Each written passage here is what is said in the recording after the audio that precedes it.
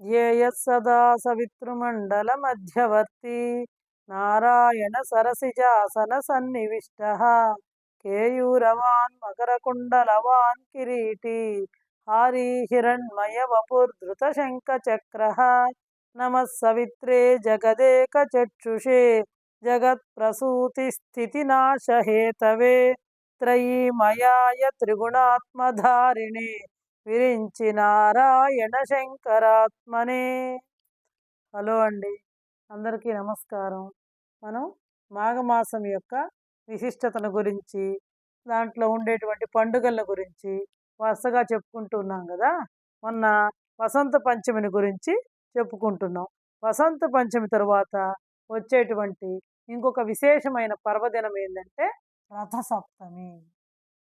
ఏం పండుగ అంటే రథసప్తమి అనమాట. మాఘశుద్ధ సప్తమి అంటే మాఘ శుక్లపక్షంలో వచ్చే మాఘమాసంలో శుక్లపక్షంలో వచ్చేటువంటి సప్తమిని రథసప్తమిగా పరిగణిస్తాం. మామూలుగా కూడా సప్తమి తిథి అంటే సూర్య భగవానుడికి చాలా ప్రీతికరమైనటువంటి రోజు అనమాట. అందులో మాఘమాసంలో వచ్చేటువంటి శుక్లపక్షంలో వచ్చేటువంటి ఈ సప్తమిని రథసప్తమిగా అందరం కూడా చాలా విశేషంగా, చాలా పర్వదినంగా జరుపుకుంటూ ఉంటాం. ఇది అందరికీ కూడా తెలిసినటువంటి విషయమే అనమాట. అంటే మనకి మకర సంక్రాంతి నుంచే ఉత్తరాయణ పుణ్యకాలం ప్రారంభం అయినప్పటికీ కూడా సూర్యుడు తన యొక్క ప్రయాణాన్ని ఈ రోజు నుంచే మొదలు పెడతాడు. కాబట్టి ఆయన తన 7 రథాన్నెక్కి 7 గుర్రాలతో కూడినటువంటి రథాన్నెక్కి సూర్య భగవానుడు తన యొక్క ప్రయాణాన్ని ఈ మాఘ శుక్ల సప్తమి నుంచే మొదలు పెడతాడు. కాబట్టి దీనికి రథసప్తమి అనేటువంటి పేరు వచ్చిందండి. అర్థమైంది కదండి. రథసప్తమి ఎందుకు వచ్చింది అంటే ఆయన తన యొక్క ప్రయాణాన్ని ఈ రోజు నుంచే మొదలు పెడతాడు కాబట్టి దీనికి రథసప్తమి అనేటువంటి పేరు వచ్చింది. దీన్నే సూర్య జయంతిగా కూడా పేర్కొనడం జరుగుతుందన్నమాట. అయితే ఈ రథసప్తమి యొక్క ప్రాధాన్యత ఏంది అంటే చూడండి, మన పూర్వీకులు, మన మహర్షులు ఏది పెట్టినా కూడా దాంట్లో ఒక శాస్త్రీయ దృక్పథం అంతర్లీనంగా ఇమిడి ఉంటుంది. తెలియనటువంటి ఆరోగ్య రహస్యం కూడా దాంట్లో ఇమిడి ఉంటుంది. ఏ పండుగకి మనం ఏం తినాలి, ఏ సాంప్రదాయాన్ని పాటించాలి, ఎలాంటి ఆచారాన్ని పాటించాలి, ఇవన్నీ కూడా ఒక సంప్రదాయంగా, ఒక ఆచారంగా ప్రవేశపెట్టారు. దానివల్ల తెలియకుండా మనకి దాంట్లో అంతర్లీనంగా ఆరోగ్య రహస్యం అనేటువంటిది ఇమిడి ఉంది అనమాట.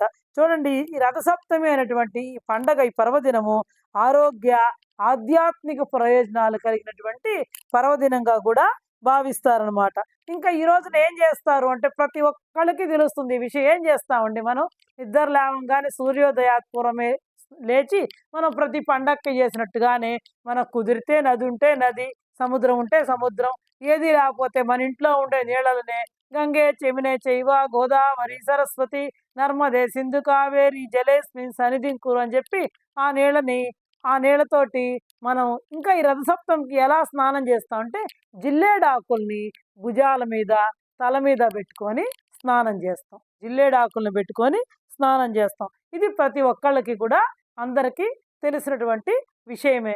అయితే ఎందుకు అలా స్నానం చేస్తాము అంటే మనకు ఋతువు మారుతుంది. మాఘమాసం వచ్చేటప్పటికి శిశిర ఋతువు వస్తుంది కాబట్టి సూర్యుడు కూడా భూమికి దగ్గర అవుతూ ఉంటాడు. అంటే ఎండలు కూడా తీవ్రతరం అవుతూ ఉంటాయి. కాబట్టి ఆ ఋతువుకు అనుగుణంగా మన శరీరాలను తట్టుకునే విధంగా ఈ జిల్లేడాకుల్ని కనుక, ఇక్కడ బ్రహ్మరంధ్రం ఉంటుంది, ఇక్కడ భుజాల మీద జిల్లేడాకుల్ని పెట్టుకొని కనుక మనం స్నానం చేసినట్లయితే ఆ జిల్లేడాకుల్లో ఉండేటువంటి ఔషధ గుణాలు, మనం ఇట్లా నీళ్లు పోసుకుంటాం కదా, అవన్నీ మన శరీరం మీదంతా కూడా ప్రవహించి తెలియకుండా మనకి ఉండే చర్మ బాధలు కానీ ఏవైనా సరే తొలగిపోతాయి, రోగాలన్నీ కూడా నశిస్తాయి అని చెప్పి మన పెద్దలు చెప్తూ ఉంటారనమాట.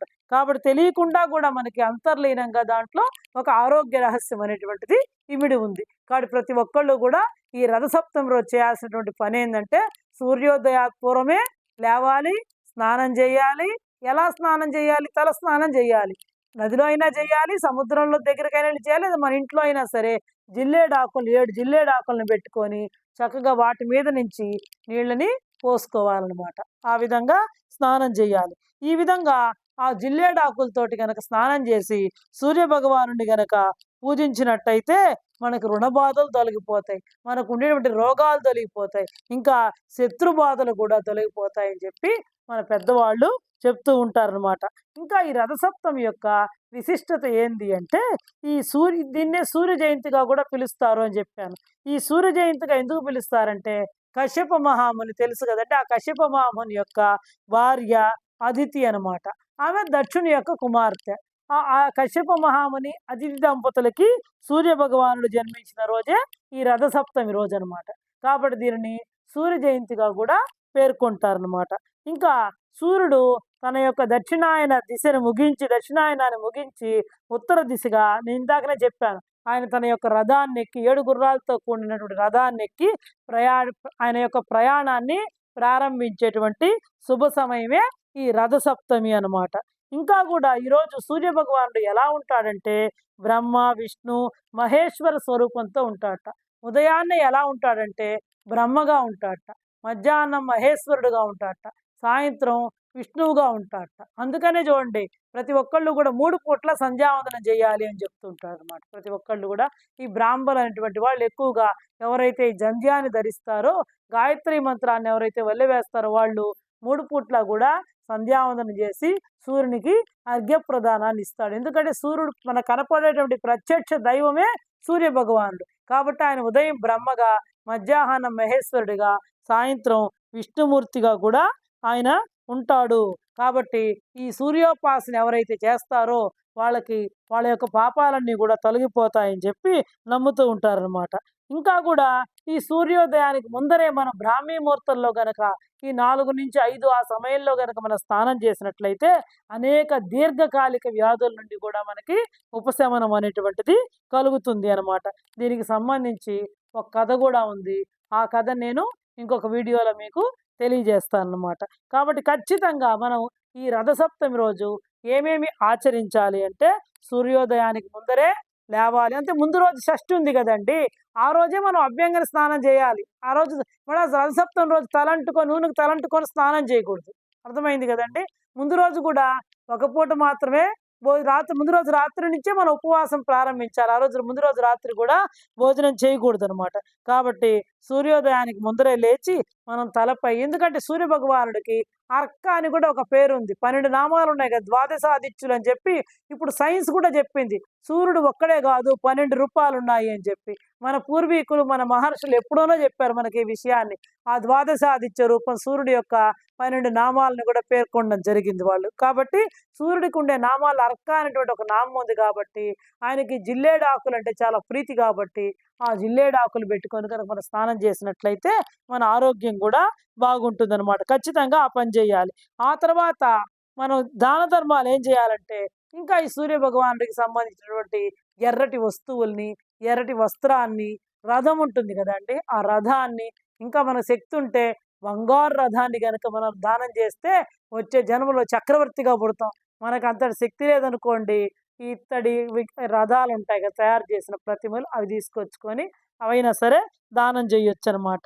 ఇంకా ఇప్పుడు ఈ రథసప్తమి రోజు ఎలా పూజ చెయ్యాలి అంటే, మనం మామూలుగా ఎప్పుడు రోజు కూడా అందులో మాఘమాసం విశేషంగా స్నానం చేసి తులసమ్మకు చక్కగా పసుపు కుంకుమ అన్నీ పెట్టుకుంటాం కదా, పెట్టుకొని అక్కడ బియ్యం పిండితో చక్కగా ముగ్గేసుకొని పసుపు కుంకుమ జల్లుకొని ఆవు నెయ్యితోటి ఒక దీపాన్ని వెలిగించుకోవాలి. ఆ తర్వాత మనము ఈ సంక్రాంతి పండుగలో ధనుర్మాసం నుంచి రోజు గొబ్బెమ్మలు పెడతాం కదా ఆవు పేడతోటి. ఆ పిడకలు ఉంటాయి కదా, ఆ పిడకల్ని ఈ తులసమ్మ అంటే ఎక్కువగా సందులోనే ఉంటుంది కదండి, అక్కడ సూర్య భగవానుడి యొక్క ఈ కిరణాలు కూడా పడుతూ ఉంటాయి. కాబట్టి ఆ పక్కనే మనం చక్కగా ఒక ముగ్గేసుకొని దాని మీద ఒక కుంపటి ఏదన్నా పెట్టుకొని ఈ పిడకల్ని, ఆవు పిడకలన్నింటినీ కూడా దాని మీద పేర్చుకొని దానికి అంటించుకొని ఒక చక్కగా ఇత్తడి గిన్నె తీసుకొని దానికి చక్కగా పసుపు కుంకుమ పెట్టుకొని దాంట్లో ముందర ఆవు పాలని పోయాలి. ఆవు పాలని పోసిన తర్వాత మూత పెట్టి చక్కగా ఆవు పాలని పొంగిచ్చాలి. ఆ పొంగిచ్చిన తర్వాత చక్కగా మనం టెంకాయ కొట్టేసి ఆ టెంకాయ నీళ్ళను కూడా దాంట్లో ఒక చుక్క వేయాలన్నమాట పాలలో. తర్వాత మనం బియ్యం, కొత్త బియ్యం ఆల్రెడీ సంక్రాంతి పండగకే వచ్చుంటాయి కదా మనకి, చక్కగా ఆ బియ్యాన్ని కడుక్కొని ఆ బియ్యం కూడా ఆవు పాలలో వేసి చక్కగా మనం మెత్తగా ఉడికించుకోవాలి పక్వంగా. ఆ ఉడుకుతూ ఉన్నప్పుడు ఆ సూర్యకిరణాలు కూడా దాంట్లో పడుతూ ఉంటాయి. ఆరు బయట చేస్తాం కాబట్టి మన తులసేమో ఆరు బయట ఉంటుంది కాబట్టి చక్కగా సూర్యకిరణాలు కూడా దాంట్లో ఆ పొంగల్లో పాయసానంలో పడతాయి. కాబట్టి తెలియనటువంటి ఆరోగ్య రహస్యం కూడా దాంట్లో ఇమిడి ఉంది. ఈ విధంగా ఉడికిన తర్వాత దాంట్లో చక్కగా ఆవు నెయ్యి వేసి పక్వంగా చేసుకున్న తర్వాత మనం చిక్కుడు ఆకులు తీసుకొని ఆ తులసమ్మకి ఎదురుగుండా ఒక పీట వేసి ఆ పీట మీద లేదా ఒక పళ్ళెం పెట్టుకొని చక్కగా ఆ పళ్ళెంలో 9, 7 అట్లా జిల్లేడు ఆకులను పెట్టి అదే చిక్కుడు ఆకులను పెట్టి ఆ చిక్కుడు ఆకుల మీద నెయ్యి రాసి చక్కగా చిక్కుడు ఆకులు కడిగి దాని మీద నెయ్యి రాసి ఆ నెయ్యి మీద ఈ మన పాయసానం అవుతుంది కదా ఆ పాయసానాన్ని ఆకుల్లో పెట్టి ఆ తులసమ్మ అంటే సూర్యుడికి ఎదురుగుండా తులసమ్మ దగ్గర పెట్టి చక్కగా మనం తులసమ్మకు పూజ చేసుకొని ఆ సూర్యాష్టకం ఉంటుంది కదండి ప్రతిరోజు ఆదిదేవ నమస్తుభ్యం ప్రసీద మమ భాస్కర దివాకర నమస్తుభ్యం ప్రభాకర నమోస్తుతే సప్తాశ్వరదమారూఢం ప్రచండం కశ్యపాత్మజం శ్వేత పద్మధరం దేవం తం సూర్యం ప్రణమామ్యం ఇలాంటి శ్లోకాలన్నీ కూడా చదువుకొని సూర్య అష్టోత్తరం చదువుకొని తులసమ్మకు చక్కగా పూజ చేసుకొని ఈ చిక్కుడాకుల్లో పెట్టినటువంటి పాయసానాన్ని చక్కగా సూర్య భగవానుడికి ఆ తులసి మా మాతకి చక్కగా నైవేద్యం పెట్టి ఆ తర్వాత టెంకాయ కొట్టాం కదా ఇందాక టెంకాయ పండ్లు అన్ని నైవేద్యం పెట్టి కర్పూర హారతి ఇచ్చి తర్వాత ఆ ప్రసాదాన్ని కనుక మనం భుజించినట్లయితే మనకు కూడా తెలియనటువంటి ఆరోగ్యం కలుగుతుంది. ఇంకా నుంచి మళ్ళీ ఎండలు పెరుగుతూ ఉంటాయి రోజు రోజుకి కాబట్టి దానికి తట్టుకునేటట్టుగా ఈ చిక్కుడాకుల్లో ఉండే ఔషధ గుణాలు ఆ పొంగల్లో చేరి మనకు కూడా ఆరోగ్యం అనేటువంటిది వస్తుంది. కాబట్టి ఆరోగ్యం భాస్కరాదిచ్చేదని మన పెద్దవాళ్ళు చెప్తుంటారు కదా సూర్యుని పూజిస్తే ప్రధానంగా మనకి ఏమొస్తుందంటే ఆరోగ్యం వస్తుంది. కాబట్టి ప్రతి ఒక్కళ్ళు కూడా సూర్యోదయ ఈ మాఘమాసం నెల రోజులు మాఘమాసంనే కదా ఎప్పుడైనా సరే ప్రతిరోజు కూడా సూర్యోదయ పూర్వమే లేచి చక్కగా స్నానం చేసి సూర్య భగవాను పూజించాలి.